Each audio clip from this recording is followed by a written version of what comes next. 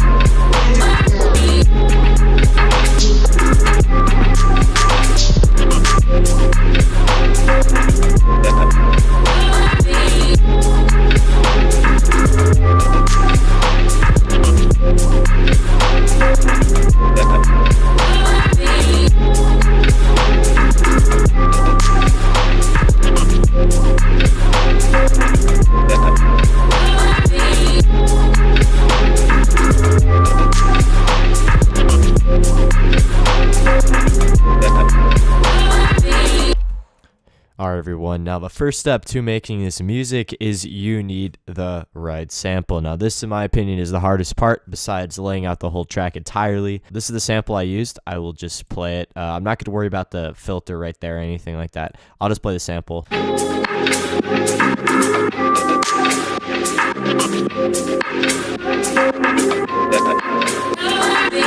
So that's it by itself. Now, that is heavily modified with plugins and stuff. As you can see, I've used every plugin slot on this sample, and everything is used as well. So it's not like I just have a random plugins that are just disabled or whatever. These are all actually used. So we're going to start off with the EQing. Now, this is the most important part of the sample because without any EQing involved, that is including the low filter, if we turn all of this off, it's going to sound like really weird. You hear the bass, it's super distorted. Now, I didn't want that in the sample, obviously, because I was using my 808s. So what I did is I EQ'd a crap ton of it out. So this first EQ cuts off 169 hertz of the low end. A second one, all this is just you take your numbers. So let's just say we're doing 2.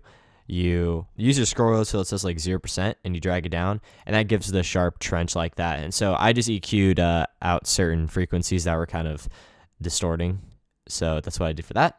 This one is also another low end EQ, except it's has a much sharper cutoff, so it cuts out a bit more, I think. I don't know. And this low filter is just for unfiltering the high frequencies. Now, when you have all of those on, it sounds good.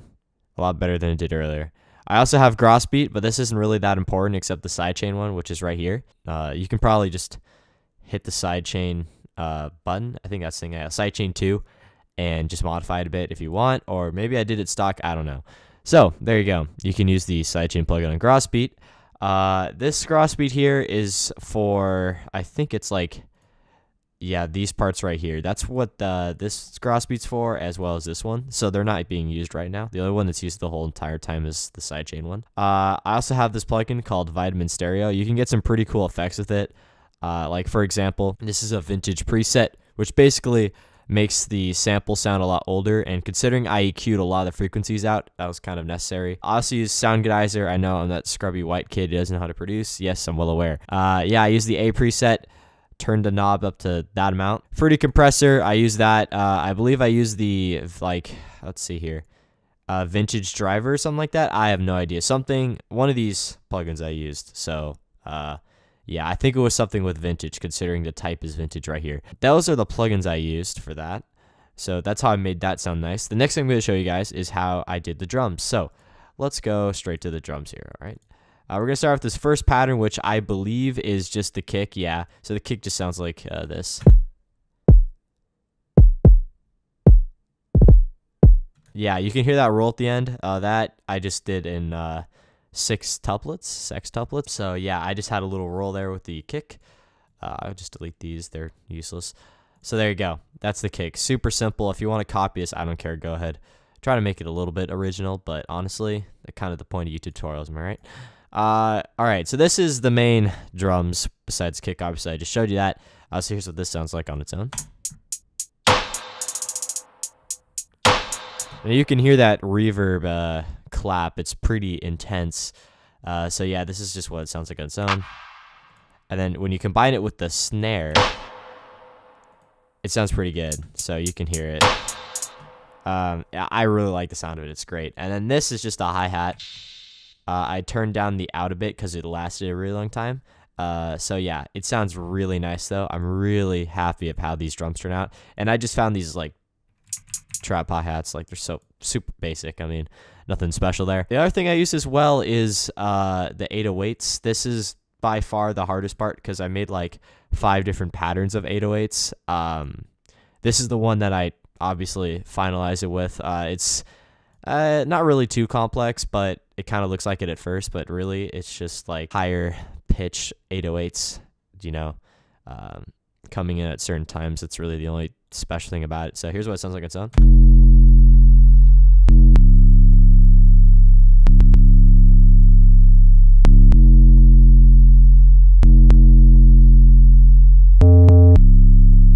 Like that. And that as well, yeah. So there you go. I also use some really basic lo-fi nature loops, vinyl loops, all that fun stuff. So here's what this one sounds like.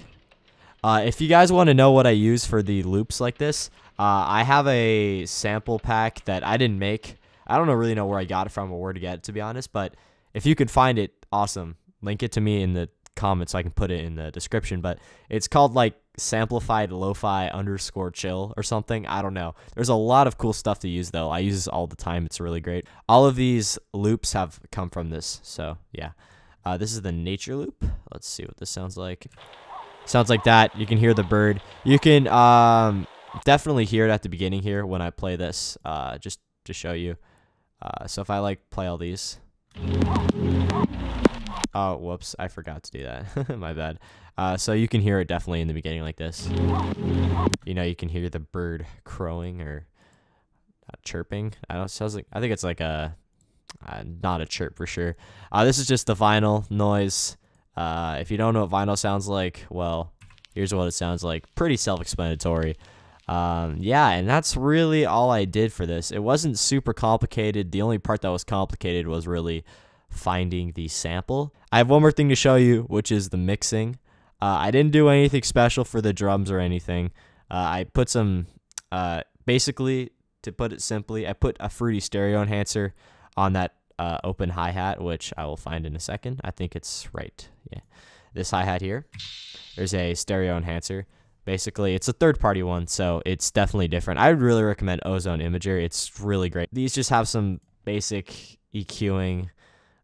This vinyl noise, I just cut a lot of the low end out and some of the high end and boosted some of the upper mid frequencies. I just did some basic sidechain mixing with my kicks and stuff. So my kick is sidechaining the sample as well as the snare. So nothing special there. The 808, there are actually some pretty important stuff I did. So I have a fruity compressor on it. I'm going to assume it's the drum preset. I use that all the time for my drums when I want to have a little more oomph, and it's really great for that. So I have the drum preset on Fruity Compressor. I used Blood Overdrive. Now, this plugin is really good for 808s as long as you don't kill it. Like, for example, all right, cover your ears, children, because this is probably going to hurt. So if I play it like this, you know, it sounds fine. Let's just disable it real quick and add a new one so I don't mess up the original one. Where is it? There it is. So if I add this and then I turn the preamp up, as you can see, it sort of sounds like an XXX Tentacion kind of 808 where it's super distorted and just kind of drowns out your ears. So yeah, I also used a wave shaper and turned this up a little bit, add some more oomph once again. So that really helped the 808 really shine and really have some detail and level to it. My mastering process is what I showed you on the how to master any lo-fi track tutorial in 1 minute. Definitely recommend that out. I never see people use this method for lo-fi, and I think it can really make your track sound pretty good. So yeah, I definitely would recommend that out for mastering lo-fi tracks. If you guys did enjoy this video, make sure to hit that like button. As always, I would like to say thank you guys so much for 400 subscribers. My channel's been growing pretty well, and so I want to thank you guys so much for that. I will be making, hopefully, when I hit like 500, I will make an album for you guys.